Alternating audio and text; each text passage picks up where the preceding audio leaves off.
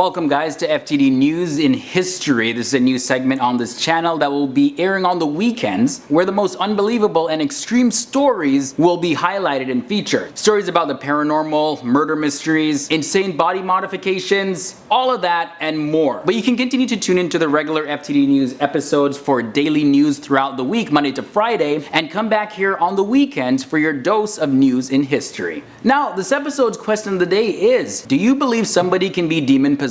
Now in this episode, we journey to Gary, Indiana, where audio and video footage was obtained from the exorcism of Latoya Ammons. Throughout the video, roughly about an hour long, police hear testimony of people being choked by a supernatural entity, also reports of demons appearing in different forms, as well as an old lady appearing with red blood eyes wearing a hood. There's even an account of the 3 children that lived in the home convulsing and chanting satanic Bible verses. Now Latoya Ammons' mother, Rosa Campbell, she served as a tour guide for the officers as they took the tour. Now when this case began back in early 2012, several people that were involved with this want nothing to do with this case at all. Police officers, doctors, paramedics, nurses, and social workers also report that because they got involved with this, they have been attacked by demons. And now they're definitely convinced that something did definitely possess 32-year-old Latoya Ammons, as well as took possession of her 3 children. Her children, and her mother lived in the home from November 2011 to May 2012. Now Latoya says that her house is just a complete paranormal war zone. These spirits live